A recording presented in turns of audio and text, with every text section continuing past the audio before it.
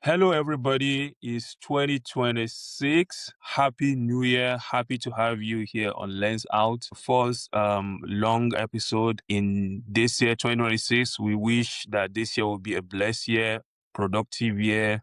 Your heart desire will come to pass. I remain your host and my co-host with me. So, Wanderlust, you have the floor. Oh, yes. Thanks, Jim Toast, for having me. I want to wish our viewer outside there a wonderful, happy 2026. We welcome you back again to Lens Out, where you know, as usual, that we bring you real life, diluted conversation straight into your ears. We have a lot of package for you this particular year, and we hope that you will journey with us as we bring you some of the things that will definitely change your perspectives about African parents to their kids, or something, different that will definitely make a meaningful impact in your home, in your work, among your friends, your peers, and all. Thank you for joining us in this journey. Let 2026 be a great one for us. And as usual, thanks, Gentos, for bringing me to the studio. It's a pleasure always being here. Let's get it started. Yeah, let's get it rolling. Don't forget what we are about. We are dads, parents, husband, and we love our kids. I know you two do love your own kids. Some of you are single, some of you are not, some of you are just in the process of getting married, and whatever what level you are is an open channel for interaction. So, but our focus will try as much as possible to delineate our focus to be on parenting, more especially from the point of view of dads in the diaspora. To the topic today is, should I advise and or nurture my kids on a career path? This is of interesting conversation that's been always been challenging. Or some people will say, is this even a topic to discuss with? The career paths are nothing but three: doctor, lawyer, or engineer. If you're not doing any of these three, you are quote and unquote a failure. If the idea is this: if you are good with calculation, go do engineering. If you're good with biological sciences and calculation and chemistry, become a doctor. And if you are good with literature, with history, then you're a good, you can argue your point, you can present your point. You have no any other options than being a lawyer. So and if you will look at, for example, Nigeria, those three courses are one of the most sought out for. I know of a friend of mine, or not even a friend, couple, that what they wanted all along was being a doctor, and they struggled to achieve that. Some of them later went for quote unquote a lower course, quote unquote. They said it's a lower course because they couldn't hit those scores of studying medicine. I know these three courses or these three career is what everybody's like hungry and going after. But the environment has changed drastically, that even these days you see people who studied those courses, after going to the school studying those courses, they pivot into other careers. Some did not pivot. Some are able to do both, do any of those three courses and still go ahead and do some other stuff. So that's just a little bit background of what is expected of an African home. It's also a source of pride to the parents. But before I go more into all those details, Ben, what do you think? Well, from my own side, honestly, I need to say that many of the careers were something that were never discussed with both parents. We do not sit down and discuss about career. They were the decision makers. It's either you become a doctor, like you said, a lawyer, or an engineer. Now, for an example, my dad is an engineer. He's an electrical engineer, and the expectation was very high. I remember our firstborn then, he wanted this to become, you know, doctor too. So the honors was you have to go for science. Still, my other brother went to a science class. I too, when it got to my turn, I remember when I got to science, I saw the formulas, physics and chemistry, and I wanted to become a pilot. I really wanted to become a pilot. I told my dad that I'm going to go back to maybe commercial. I said, "What do you mean?" I said, "This formula of physics and chemistry are not driving." It's He not. was kind of It's not like not balancing. happy. It's not balancing. It was like it was not really happy then. But what can he do? At the particular time, I just have to choose it for myself and just face the fear of myself. Because at the end of the day, they don't like long conversation. They do not like no exploration. They don't want any exploration, just the expectation. Just be this. And that's it. But the truth is this. It's a pride to each parent when you see your child being a doctor, an engineer. It's a pride to them. When you go outside there, oh, mommy, that's my kid, he's a lawyer. He's a lawyer. All these are saying when you watch all this, England, he's a lawyer, he's a doctor, he's an engineer. The pride that it brings, right? Which is good. But the question we need to ask ourselves is, do these children that have practiced what the parents said, are they really happy? But it's up to them, right? As we go along, we will try and, unbottle all this next. That's my own, suggestion on this. Yeah, I think I also have a say on that too. My dad wasn't an engineer, but he worked in a distribution and electrical distribution, and which is a field set for engineering. Basically, people who study electrical engineering. I think when I was growing up, I don't also know where I got the clue. I was also thinking of piloting. As in, I was thinking, I know I thought about being a pilot. The crazy part is I've thought about being so many things. I thought about being a pilot. I thought about being an engineer. That one is given because of the kind of Hmm. nature of Yeah. work that my does. Lawyer, no. Doctor, frankly speaking, no for me too, because maybe also, you become things that you see. I really didn't see so much family doctors around. The only doctor I know is not really a doctor, it's mama doctor. So it's a funny story. She actually had 12 kids, and I think all of them were boys, if I can remember. Yeah. From Wow. a single woman, not a father, the woman. She had 12 boys, Wow. handsome, fair-looking guys. I think one of them, they were calling her Mama Doctor. And I Huh. never knew if that guy later Became a become doctor. doctor, became a doctor. I'm not certain. But that's how much pressure that the parent exert upon Exactly. the children. It's a My decide. decision. You don't discuss with them. It's their decision, and you have to stick with it.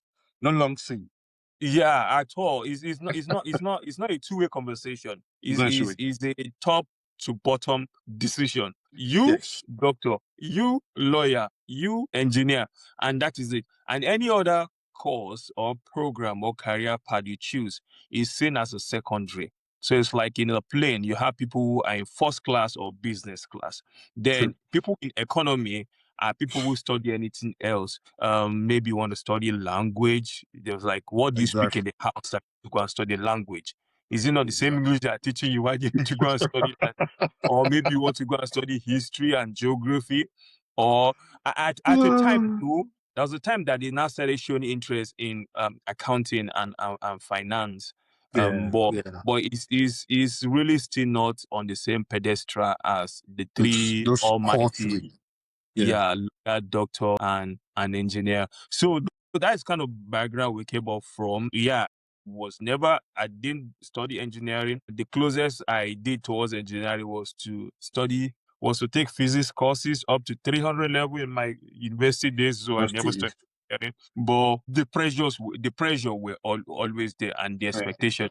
So now talking about the expectation and the pressure, Yeah. it's very hard for a kid with those kind of expectation to go and do something else. If you're doing something else, then you must do it very well. That's Mm. another can. It's Yes. two way. You can become an engineer and be an average, or you choose to do another course or program and come out with a first class or a Mm. two. So with that, they can still feel a little bit of pride that even though you didn't study those courses. So that's actually the background, the expectation of an African home. So now bringing it now to we now as a parent, that is it a good advice for us to nurture, advise, and counsel our kids to study a program or a career? I listened to someone's podcast, and she was Mm. saying that that the options are not even there. That is a top bottom decision. That not Mm. only is she restricting her kids to 4 career paths only, she's also restricting them to 4 Ivy League university. I was like, come on. Mm. Mm. How you're making this, you're making the options tinier and tinier, and Yeah. less advising kids to choose a program. For me, is very good, but it should be an advice. So you shouldn't be the driver, rather you should ride along with them. Mm. It's like, I'll put it this way: when you are learning driving, even though you are the one learning driving, you are the one holding the steering, but it's Yeah. someone's leg. I remember the guy that was teaching me there. Is his leg that is on accelerator and brake. So I was holding the steering, but he's controlling the accelerator and the brake. That's how I think, especially when kids are growing up. And in doing that, we should be parents that are more involved with our kids than normal. You should be able to see their potential. We'll dive straight into what are the advantages. No, Mm. let's do the disadvantage first. What is the Mm. disadvantage of insisting or demanding that our kids do a certain career path? All right. So from my own, from my own side, right, the disadvantages are kind of like are very obvious in our eyes because of the fact that let's take it from the aspect of the kind of world we live in right now, right? We are now raising kids in a different world, themselves, and a world where we have creators, we have techie people in different form and different space. We have the AI, the remote work, career that doesn't even exist when we're growing up. So the question is just for us to take a step back and look at how we can guide, right? Because if we keep pushing our narrative, right, to some extent, they will do what we want to do. They will do what we want them to do. But the question is, will they find fulfillment in that? Now, I remember a friend of mine, I'll give an example. He's in the state there. Before traveling to the United States, he was in one of the universities in Nigeria doing business administration. In his 300 level, he left because the dad was in America. He left with his brother and all. When he got to America, because of my son coming in and I want him to be this, I want him to be that, the father said, you have to become a nurse because that is where I see people thriving more, right? And not one thing. I want you to note that, to be fair, parents do this thing because of the fear of tomorrow, because they want stability for their kids. Now, the father insisted that no, you have to do this. Now, the guy, I I can't compare, I can't do this now. There was a back and forth, okay? The guy now said, okay, I will do your nurse. The guy finished the nursing. He finished the nursing for 4 years. After finishing nursing, he went to meet his dad that this is what you want me to do. Take, that is it. But now I want to do what I want to do. I'm telling you, the guy went back to school to do project management. I'm telling you, the guy is working in one of the top 10 company in the United States now, in the oil company, and he's finding fulfillment in that. But I want you to note one thing. That nurse experience that he had, he is using it to do some other business by the side that's making him income. So see, the thing is this, I don't blame parents because of the fact that they are scared of instability, they are scared of poverty, they are scared that their child will struggle with the way they did a lot of things. And that is the reason why, we can only guide, but we shouldn't control because fulfillment in life is the number one thing we have to put in place for our kids, for them to excel in life. It's good to guide them. You might say, yes, I want you to be this. We have seen people, we've heard people that went to do a course that their parents said, if you look at the story of many Indians, the parents say, I want you to go and do this. They will do it.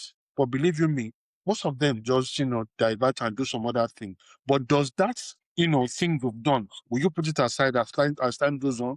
No, one way or the other, it will impact or build you as you journey in life. So that is just one experience I'm going to throw out there. I don't know which one you have you want to pass across to us. Yeah, so the disadvantage of parents, or what is the disadvantage of us insisting that our kids study a Yeah. program? You have said it. I'll just try to enumerate it. One, the child might not be happy. Two, the child might not get fulfilled in that field.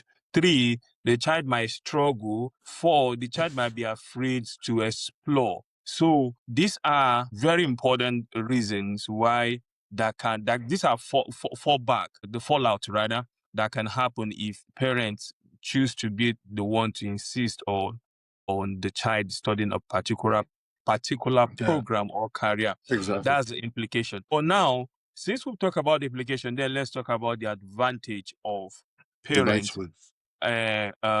insisting that the kids study a program, which you also have said stability. The reason why parents, we always want our kids to do better than what we have done in terms of finances, stability, goals. Most people, when they relocate from Africa to US or to America, most of us, when we come down, it takes a while before your career starts moving upwards. So you have to go through the process first. And the idea is that the time that is taking me to go through this process, you don't have that disadvantage. Why not take and also being in the industry, you've seen careers where people are doing very well.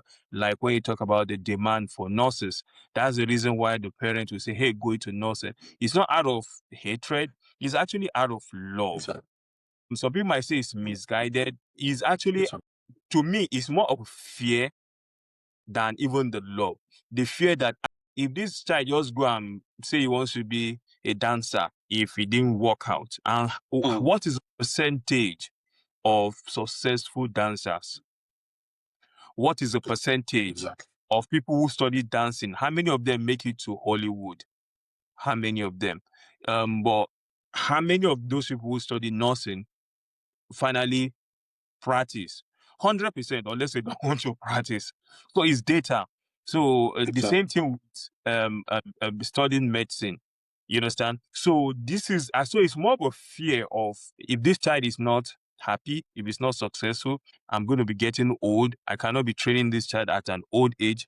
And if it's not happy, it's not successful, the backlash might be on me. So it's also the way of parents trying to protect themselves. So that's totally understandable. But that being said, you have also said that we need to not be on the driver's seat. We should sit with them. We should guide them and advise them. And one of the things I really want to say is, in guiding them and advising them, is you trying to know your child. So the question now is, what's the importance of a parent knowing their child, and how does it relate with guiding them in choosing a career? Okay, so to answer that is a very simple thing. Number one thing is for us to observe them. Now, how do we observe these kids? Watch what excites them. It's a simple logic, right? Some people see it as kind of like very hard. Watch what excites them, what they do, even when nobody's watching. Those are things that matters. Then try to equip them with teach them any transferable skills that you can think about, discipline them, communicate with them, bring about all these problem solving skills, all these work ethics. Now, these skills work in everyday career. No matter the career you find yourself, it works perfectly. And above all, you need to expose them to the real world. Expose your child to different careers. Like I said, the only doctors now, we are heading to a generation where a machine will operate people successfully. So what are we talking about? We are seeing robots acting as an engineer, doing what humans will do. So what are we saying, right? So what I'm trying to say, expose them to different careers. You might say, yes, I want to become a doctor. People are building these things. These are machine learning. These are AI generated machine learning, right? So my one is expose them to different career paths. There is a lot you can do, but the most important thing is for you to talk about opinions and let them see possibilities in everything they do. And I believe with that particular part, that particular framework is something I believe will work as we guide these kids in this journey. That's my own point. I think, as you have said, being part of your child is very important. Communication and observation. If you do that, you know their weakness and their strength. You are supposed to help them out in areas where they are weak, and you are supposed to encourage them in areas where they have strengths to guide them. That's You're talking exactly. about exposure. you also expose them to as many careers as possible. I was saying that when I was growing up, doctor wasn't a thing for me because I don't have anybody in my buffer zone Mm. that is a doctor, aside maybe whenever Exactly. one or two of us is sick. And nobody wants to go to the clinic whenever one or two of us is sick. So that wasn't it for me. So my possible options were engineering or sciences, basically. So now, talking about exposing them to different kind of work, Mm.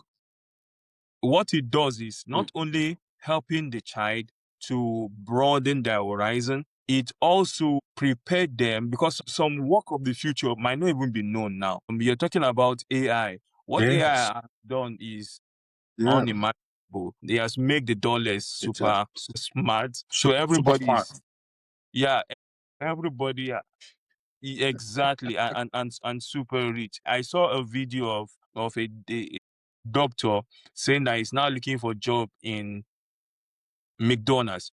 And the reason is he said I don't know their profession, but they are the doctor that studies can. So he said he went to medical school, went for residency, went for specialization to be able to interpret scanning. And it takes him hours, if Mm. not days, for him to be able to interpret scanning. That it takes AI less than 5 minutes to interpret it. Not only that, it does it in a detailed way that even himself won't be able to do that. That is dusting his CV, that is moving to McDonald's to go and look for to go and get himself a job. So that's a disruption that AI is causing. But we're not even Mm. dwelling on that. We're looking at more about our kids. So observing them at their little age, their like and their dislike. Yes. Now I'm actually want to talk about the dislike. I personally Mm. do not believe a child who likes something and dislike another should be discouraged that, oh, since you don't like it, you don't like it, don't do it. No. If for example, if you have a child that is not, no matter what, they are core, a child should know math, a child should know English. Maybe not an expert level, but he should be able to pass those tests because you need them. So if you have a child that is doing Yeah. poorly in those core areas, you teach them, get them an extra tutor if there's a need for that, so that they will be Yeah. all It's rounded and their choice options will be wider. Because if you say, hey, it doesn't know math, so let's focus sure. on another subject, that weakness can be carried over. And the implication is this: if you try something and it's hard, leave it. Whereas in life is you try, it's hard, you try. There's a more called when you repeat things, that's how most people learn coding. Over and over and over and over again. You It makes debug it over better. and over again.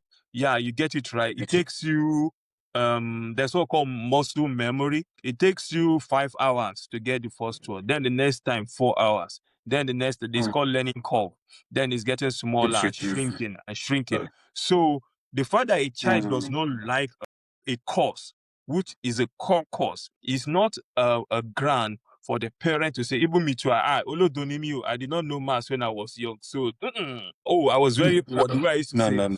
that I don't have English teacher because of that. No, you start looking for books to help the child and to help yourself in developing strength in those area of weakness. Definitely the child will do very well in the area that they are 100%. excelling. So 100%. in helping them into their career, look for those weak points and try and focus on that and strengthen them. That might not be where the career they will Mm. go into, but they can also do well above average. I believe a child can be above average on, unless if the child is having a mental issue. But I believe a child can be above average across the board. So on that ground, yes, encourage your child, even area of weakness, empower them as much as possible, and encourage communication. Allow them to explore. Exactly. Exactly. You Exactly. don't also have to put them in a box that, hey, it has to be Yeah. this. That's where Yeah. me, I'm not too okay with what that lady says.